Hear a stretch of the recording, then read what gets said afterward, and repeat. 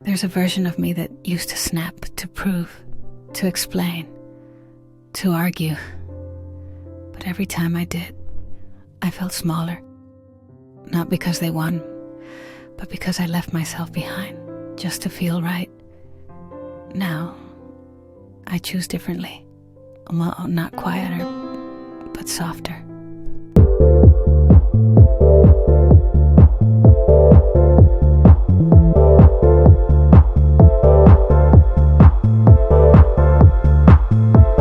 The ego isn't just arrogance.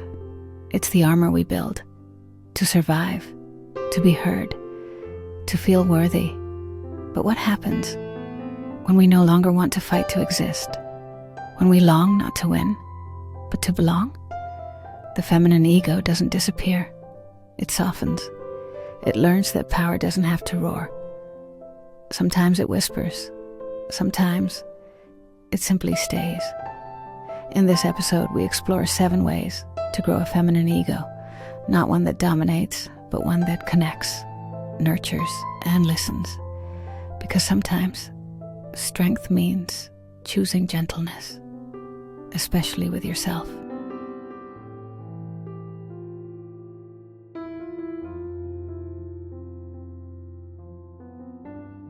When something upsets you, especially online, pause. Breathe. Let your breath return you to yourself before you speak. If you decide to respond, do it from compassion, not frustration. Not every disagreement needs fire. Sometimes calm curiosity is enough. Sometimes empathy is louder than anger. Feminine strength isn't in overpowering. It's in understanding that others see the world differently, and that's okay. I used to think silence was weakness. Now I know it's sometimes the kindest response.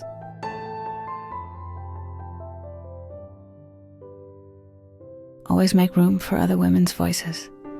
Even if the world sees you as male, your role is to amplify the feminine. Let her speak first. Listen deeply. Never shrink her presence. Because when you respect and uplift her, you honor something inside yourself too. Allyship is grace. Allyship is humility. Allyship is sisterhood, even when it's silent. And maybe that's what we all needed, to be truly heard.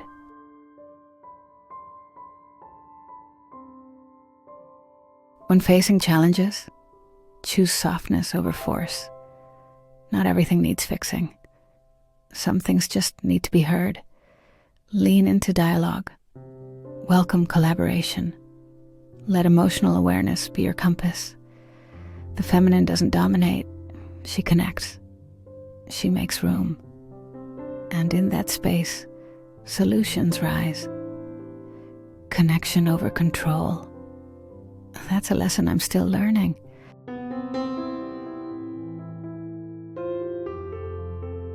True femininity doesn't seek conquest. It seeks harmony. In any disagreement, ask yourself, how would I feel on the receiving end of this? If your solution brings peace to others and still honors you, then it's worth choosing. The feminine finds joy not in winning, but in creating peace while staying whole. And sometimes the most graceful win is walking away whole.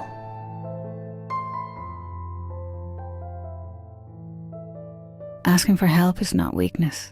It's a gesture of trust. It says, I'm willing to be held. Let that discomfort soften.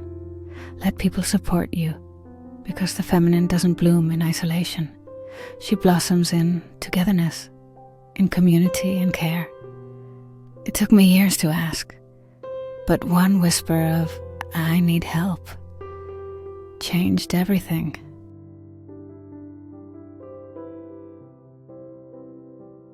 Vulnerability isn't failure, it's truth. It's saying, I don't know, and meaning it.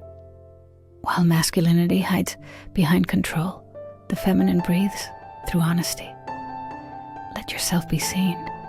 Let uncertainty sit beside you. The world won't collapse. And your self-compassion, it will grow stronger. I used to hide behind perfect answers. Now I start with, I'm not sure, but I'm open.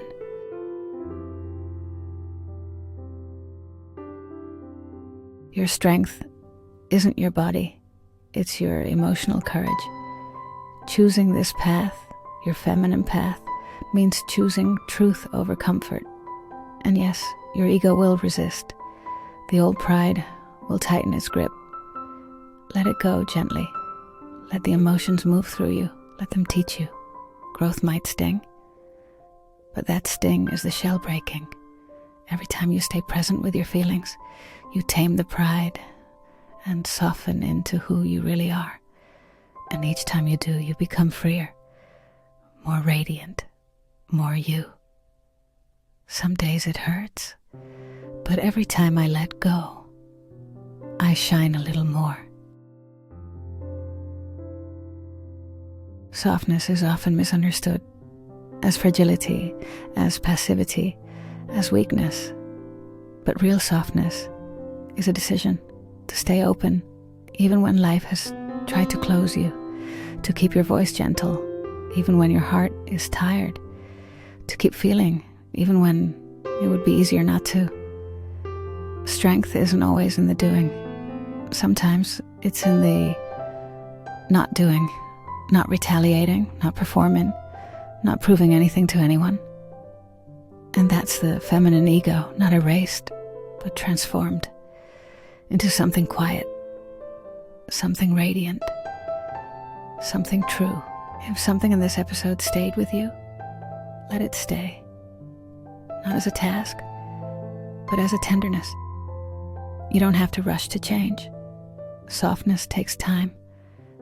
Let it unfold. And if you feel moved, share this with someone who's still learning to be gentle with themselves. Like, comment, or just say hi in the quiet. I'll be here next time. Same stillness, same softness,